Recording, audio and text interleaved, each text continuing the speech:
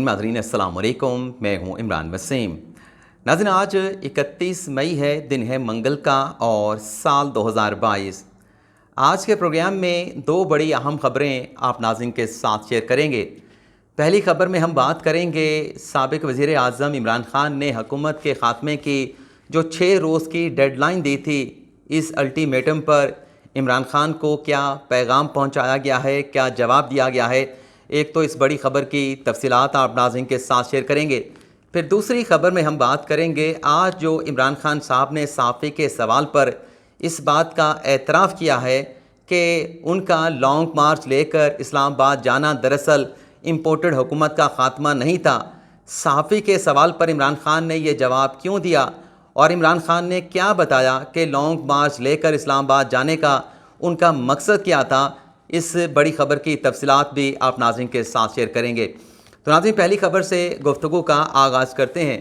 जैसा कि आप तमाम नाज़रीन को मालूम है कि 25 मई को चेयरमैन पाकिस्तान तहरीक इंसाफ इमरान ख़ान ने लॉन्ग मार्च का पेशावर से आगाज़ किया। रास्ते में जितनी भी रुकावटें आईं, इमरान ख़ान साहब उन तमाम रुकावटों को अबूर करते हुए इस्लामाबाद पहुँचे और 26 मई की सुबह इमरान ख़ान साहब ने इस्लामाबाद में डी चौक से चंद किलोमीटर के फासले पर एक ख़िताब किया और ये ख़िताब इमरान ख़ान साहब का अपने लॉन्ग मार्च में आखिरी ख़िताब साबित हुआ,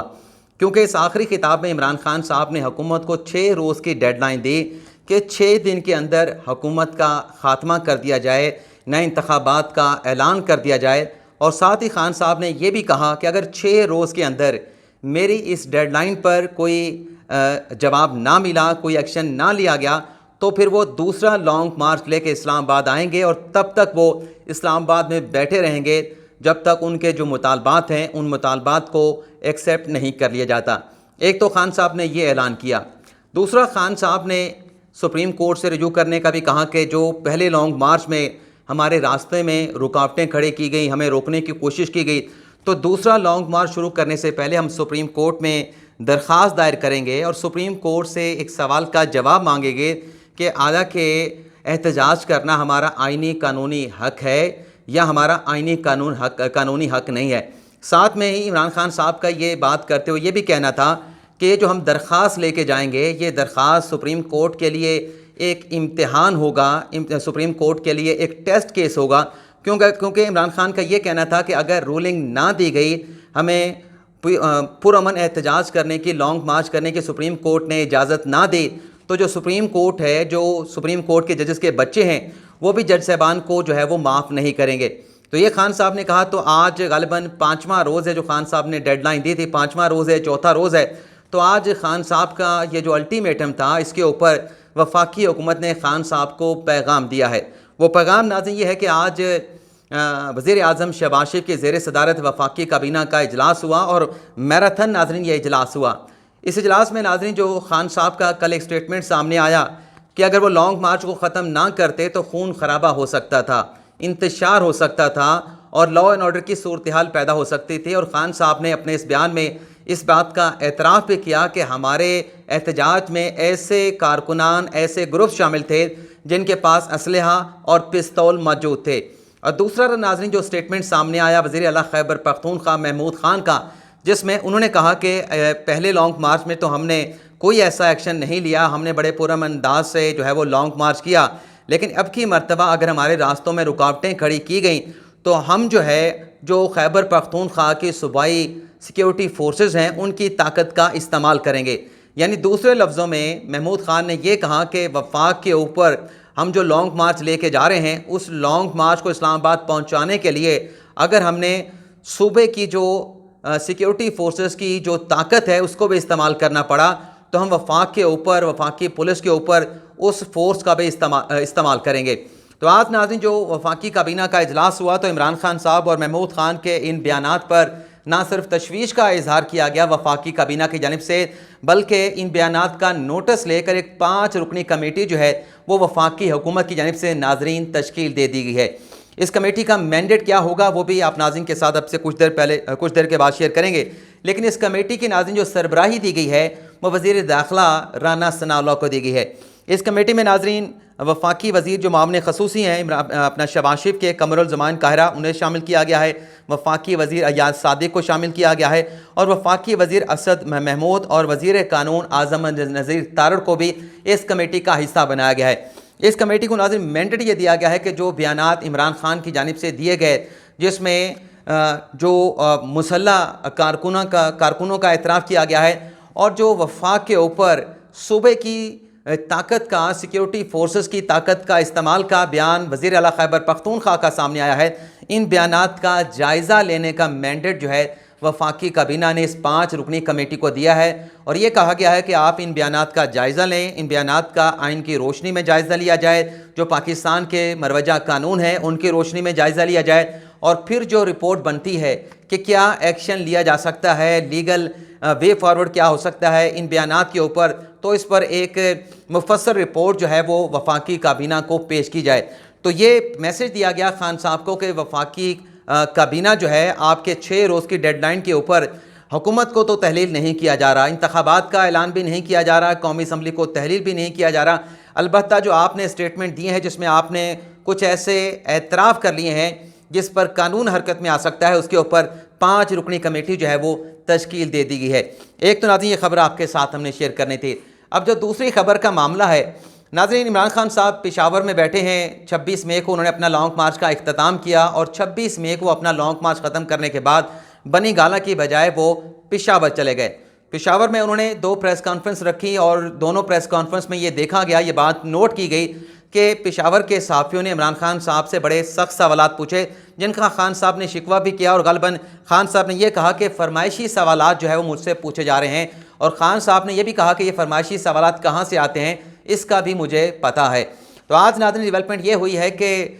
پشاور کے صحافیوں سے تنگ آ کر آج خان صاحب نے شہر اقتدار کے صحافیوں کو یاد کیا ہے، اور شہر اقتدار سے صحافیوں کو پشاور بلایا گیا، اور پشاور میں عمران خان صاحب کی ان صحافیوں کے ساتھ جو اسلام آباد سے گئے تھے وہ وہاں پر ملاقات کرائی گئی۔ اچھا، یہ بڑی ایک لمبی چوڑی ملاقات تھی، اس ملاقات میں بہت زیادہ باتیں ہوئیں، لیکن میں اس ملاقات کے صرف 5 پوائنٹس جو ہیں وہ آپ ناظرین کے سامنے رکھوں گا۔ ایک سوال ناظرین حسنات ملک کی جانب سے پوچھا گیا کہ سپریم کورٹ کا جسٹس قاضی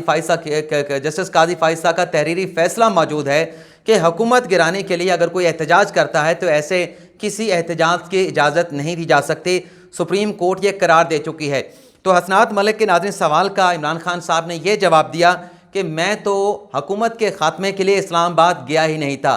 یعنی خان صاحب جو کہتے ہیں کہ قومی اسمبلی کو تحلیل کر دیں، نئے انتخابات کا اعلان کر دیں، لیکن حسنات ملک کے سوال پر خان صاحب کا جواب یہ تھا کہ میں حکومت گرانے نہیں گیا تھا، بلکہ میں تو انتخابات کی تاریخ لینے گیا تھا۔ وہ تاریخ چاہے جتنے مرضی آگے مہینوں کی دے دی جاتی، اگست کی دے دی جاتی، نومبر کی دے دی جائے، دسمبر کی دے دی جائے، تو میں اپنا تاریخ لینے گیا تھا، میں حکومت کے خاتمے کے لیے اسلام آباد لانگ مارچ لے کر نہیں گیا تھا۔ ایک تو خان صاحب نے اس بات کو کلیئر کیا۔ دوسرا، خان صاحب سے سوال یہ پوچھا گیا اور حسنات ملک نے سوال پوچھا کہ ڈاؤن نیوز کی خبر ہے کہ آپ نے جو دھرنا ختم کیا ہے وہ کسی ڈیل کے نتیجے میں کیا ہے، اور اس میں حسنات ملک نے حوالہ دیا کہ جو ڈاؤن نیوز کی خبر ہے اس میں ایک سابق چیف جسٹس کا حوالہ دیا گیا ہے، ایک سابق جنرل کا، اور ایک بزنس ٹائکون کا حوالہ دیا گیا۔ تو خان صاحب نے کہا کہ میں نے کسی ڈیل کے تحت نہیں، بلکہ جو مجھے لگا کہ اگر میں ڈی چوک پہ جا کے دھرنا دوں گا، احتجاج کروں گا تو خون خرابہ ہو سکتا ہے، تو میں نے اس خون خرابے کو روکنے کے لیے کسی ڈیل کے نتیجے میں نہیں، بلکہ اس خون خرابے کو روکنے کے لیے میں نے اپنا جو لانگ مارچ ہے اس کو کال آف کیا۔ اچھا، خان صاحب سے اسی ملاقات میں ایک صحافی نے یہ بھی پوچھا کہ اسپیکر صاحب یہ چاہتے ہیں کہ آپ کے ارکان قومی اسمبلی نے جو ریزگنیشن دیے ہیں ان کی تصدیق کی جائے، تو کیا آپ اپنے ارکان کو بھیجیں گے اسپیکر کے پاس کہ وہ اپنے استعفوں کی جا کے تصدیق کرے؟ تو خان صاحب نے انکار کر دیا کہ ہم استعفے دے چکے ہیں، ہم ان استعفوں کی تصدیق کے لیے نہیں جائیں گے۔ تو خان صاحب بالکل درست کہہ رہے ہیں۔ تو خان صاحب جب یہ کہتے ہیں کہ استعفے دیے جا چکے ہیں، استعفوں کی تصدیق کے لیے نہیں جائیں گے، تو پھر خان صاحب ایک کام یہ بھی کریں کہ ان کے پارٹی کے جتنے بھی سابق وزراء ہیں، جتنے بھی ایم این ایز ہیں جو ریزائن کر چکے ہیں، انہیں یہ بھی کہیں کہ آپ کے پاس جو سرکاری بنگلے استعمال میں ہیں، جو آپ نے اپنا وفاقی وزیروں کے جو بنگلے الاٹ ہوتے ہیں وہ آپ نے اپنے پاس رکھے ہوئے ہیں منسٹر کالونی میں، اور جو پارلیمنٹ لاجز میں ایم این ایز نے ابھی تک پی ٹی آئی کے ایم این ایز نے اپنے پاس سرکاری گھروں کا رکھا ہوا ہے، سرکاری اپارٹمنٹ کو رکھا ہوا ہے، تو خان صاحب انہیں یہ بھی کہیں کہ ان سرکاری رہائش گاہ کو خالی کر دیں، کیونکہ جب تک یہ سرکاری رہائش گاہیں خالی نہیں کی جائیں گی تو پھر یہی لگے گا کہ استعفے تو دے دیے گئے ہیں اور استعفوں کی تصدیق کے لیے اس لیے نہیں جاتے کہ جو مراد حکومت میں رہتے ہوئے بطور ممبر نیشنل اسمبلی انہیں مل رہی ہیں ان مراد کو وہ چھوڑنا نہیں چاہتے، تو اس لیے غالباً وہ اپنے استعفوں کی ویریفیکیشن بھی نہیں کروانا چاہتے۔ تیسرے پوائنٹ کے بعد ناظرین چوتھا جو خان صاحب سے سوال پوچھا گیا وہ جو آصف علی زرداری اور ملک ریاض حسین کی مبینہ آڈیو سامنے آئی ہے، اس پہ جب خان صاحب سے سوال پوچھا گیا کہ آپ اس پر کیا کہتے ہیں، میڈیا پہ تو چلا ہے کہ خان صاحب نے تردید کر دی، لا تعلقی کا اظہار کر دیا، لیکن ایگزیکٹلی خان صاحب نے جب سوال پوچھا گیا تو ان کا جواب یہ تھا کہ سوال ہی پیدا نہیں ہوتا، 26 سال سے یہ میں کہہ رہا ہوں کہ زرداری اور نواز شریف ایک ہیں۔ اس پورے بیان میں جو خان صاحب نے جملہ کہا اس میں کہیں نہیں کہا گیا کہ جو آڈیو آئی ہے وہ جعلی ہے، اس آڈیو میں جو ملک ریاض بات کر رہے ہیں وہ میں نے کوئی ایسا میسج نہیں دیا تھا، تو اس طریقے سے خان صاحب نے اس مبینہ آڈیو کی تردید نہیں کی۔ اچھا، خان صاحب یہ جو کہتے ہیں کہ میں 26 سال سے کہہ رہا ہوں کہ زرداری اور نواز شریف ایک ہیں، تو 26 سال سے آپ یہ کہتے چلے آ رہے ہیں اور 26 سالوں میں آپ نے کئی مرتبہ آپ نواز شریف کے ساتھ بیٹھے ہیں، شہباز شریف کو آپ نے نمل کالج کے لیے، نمل یونیورسٹی کے لیے زمین دینے کی آپ نے درخواست دی، اور جب 2007 کے بعد عدلیہ بحالی کی تحریک شروع ہوئی اور 2006 میں جب پیپلز پارٹی اور نون لیگ کا معاہدہ ہوا، چارٹرڈ آف ڈیموکریسی جس کو کہتے ہیں، COD جس کو کہتے ہیں، تو آپ اس وقت نواز شریف اور زرداری کے موقف کے ساتھ تھے، ان کی تحریک کے ساتھ تھے۔ اور پھر جب 2008 میں، زیادہ دور نہیں جاتے، یہ 4 سال پہلے کی بات کر لیتے ہیں، کہ جب بلوچستان میں حکومت تبدیل کی گئی، نون لیگ کی حکومت کو جو ہے وہ ٹاپل کیا گیا، ہٹایا گیا اور ایک نیا وزیر اعلیٰ لایا گیا، عبدالقدوس بزنجو، جو اب بھی بلوچستان کے وزیر اعلیٰ ہیں، تو اس حکومت کو گرانے میں بھی عمران خان صاحب نے آصف علی زرداری کا ساتھ دیا تھا، یہ کسی سے ڈھکا چھپا نہیں۔ اور 2018 کے جو سینٹ کے انتخابات ہوئے تھے اس میں بھی خان صاحب کا آصف علی زرداری کے ساتھ